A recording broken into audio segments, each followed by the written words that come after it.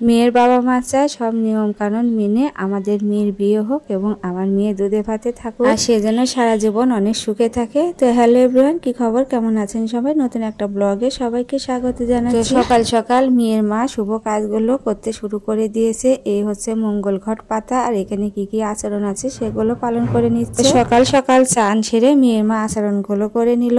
এবারে যা কাজ আছে সেগুলো শুরু করবে। এবারে হচ্ছে মেয়েকে চান করানো হবে। আজকে বিয়ের দিন যেহেতু হলুদ মাখিয়ে সবাই কিন্তু চান করিয়ে দিচ্ছে এওরা মিলে, আর এখানে কিন্তু একটু নাচ গান নাচানাচি তো হতেই হবে। তো মেয়েকে হলুদ মাখিয়ে আজকে চান করানো হচ্ছে বিয়ের দিনকে। হলুদ মাখা মেয়েকে আর সবাই মিলে হলুদ মাখানো, এটাই হচ্ছে বিয়ের দিনকের কাজ। আর সকাল থেকে এই আয়োজনগুলো চলছে প্রতিনিয়ত। আর বিয়ের দিন সকালে একটার পর একটা কাজ তো লেগেই আছে। যে চিরাচরিত আচরণ আছে সেগুলো করছে, আর ভিডিও ম্যানের যে ফটোশ্যুটগুলো সেগুলো সুন্দরভাবে করে নিচ্ছে। আর চান করাবে যেহেতু সেজন্য এই নিয়মগুলো করা হচ্ছে, আর ভিডিওর জন্য একটু ভালো ভালো করে পোজ দেওয়া হচ্ছে। আর যতই ঠান্ডা হোক এভাবে তো চান করাতে হবে। অনেক সকাল ছিল, একটু ঠান্ডাও লাগছিল, যা হোক চান করানোর পর্বটা পরে হয়ে গেল। এবারে ছলনা আলপনা দেওয়া হবে। আর আমি তো ছলনা আলপনা দেওয়ার এক্সপার্ট, মানে বলতে পারেন ভালোই পারি, কিন্তু আজকে আমাকে গুঁড়া দিয়ে রং করতে বলা হলো, কিন্তু আমি আগে কখনো গুঁড়া দিয়ে রং করি না। যে কোনো কাজে লাগলে আমি সেটা করার চেষ্টা করি। তো সুন্দর করে আগে আঁকিয়ে নিয়েছি, তারপরে দু রকম গুঁড়া তো আগে থেকেই রং করে রেখেছিল, সেগুলো দিয়ে এই ছলনাটা সুন্দর করে রং করছি। মানে ছলনাটা সুন্দর করে সাজানো হচ্ছে, কারণ একটু পরে এখানে অধিবাস শুরু হবে। এদিকে ছলনা রং করা হয়নি, আর প্রতিটা বিয়েতে আমারই দায়িত্ব পড়ে ছলনাটা রং করা। আমার শ্বশুর বাড়িতেও যে কোনো বিয়ে লাগলে ছলনাটা আলপনা করার দায়িত্ব আমার হাতেই পড়ে। তো ননদের বাড়িতে গিয়েছি, ননদ তো জানে আমি আলপনা দিই।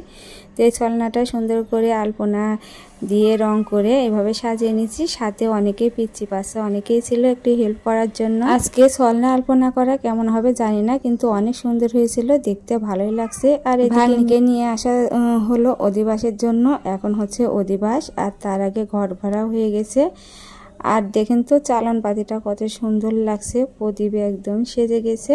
তো অধিবাসের পর আরও অনেক নিয়ম কানুন আছে। তো এদিকে এসে দেখলাম বরযাত্রীর জন্য আয়োজন হচ্ছে, কাটাকুটি রান্না তো শুরু হয়ে গেছে। আর প্রথমে তো মাছগুলো ভেজে নিচ্ছে, অনেক রকম আইটেম আছে, সেগুলো হচ্ছে রান্নার তো সময় লাগবে।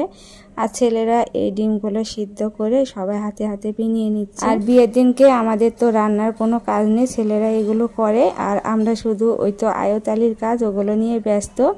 আর এদিকে রোস্টের জন্য মাংসগুলো ভেজানো আছে। যাই হোক তুমুল আকারে চলছে বিয়ের তোড়জোড়। এদিকে আবার বড় জামাইকে একটু প্যাঁচে ফেলানো হচ্ছে, কারণ ফুল মটুকগুলো একটু আশীর্বাদ করে নেওয়া হয়, সেটা এখানে চলছে। কিন্তু বাড়ির বউরা বড় জামাইকে আচ্ছা তাকে পেঁচে ফেলেছে, কারণ বাড়ির বৌদিরা মজা করে টাকা পয়সা নেবে। তো এদিকে বেলা ডুবু ডুবু জল ভরতে যাবে, আর সূর্যটা ডুবুই তো জল ভরতে গিয়েছে পুকুরে। তো বলছি অনেক নিয়ম কানুন থাকে সকাল থেকে সারাদিন। এদিকে উৎসুক করে জল ভরছে, তো এই নিয়মটা আমাদের এখানে অতটা নেই। পুকুর পাড়ে এসে যে নিয়মগুলো আছে সেগুলো পালন করে নিচ্ছে। আর এদিকে রায়তালির একটা আমার ভালো লাগে, এরা কিন্তু অনেক সুন্দর করে হাতটা ঘুরে ঘুরে আরতি করে। যাই হোক এদিকে জলসই করা হচ্ছে, তার আগে মা গঙ্গাকে হচ্ছে প্রদীপ দেখানো সবকিছুই করে নিল।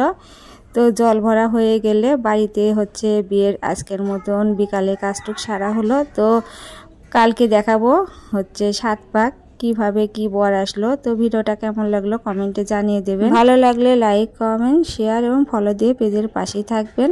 আর জল ভরার পর তো একটু সবাই নাচানাচি করবে ছলনায়। তার আগে আমি পুকুর পাড় থেকে যেতে যেতে এদিকে গ্রামের দৃশ্যগুলো তো অনেক সুন্দর লাগে। আর এইরকম আমাদের শ্বশুর বাড়িতে তো নেই, সেজন্য একটু আমি ভিডিও করছিলাম। গরু বাছুর, তারপরে ধান পোয়াল, এগুলো কিন্তু এখানে বেশি। পোয়াল মানে খ্যার বলে। সব বাড়িতে কিন্তু গরু বাছুর আছে। তো জল ভরার পর সবাই কিন্তু আনন্দ করছিল, নাচানাচি করছিল, সেই ভিডিওটা একটু ধরে নিলাম। তো আজকের ভিডিওটা এ পর্যন্ত। সবাই ভালো থাকবেন, সুস্থ থাকবেন, নমস্কার।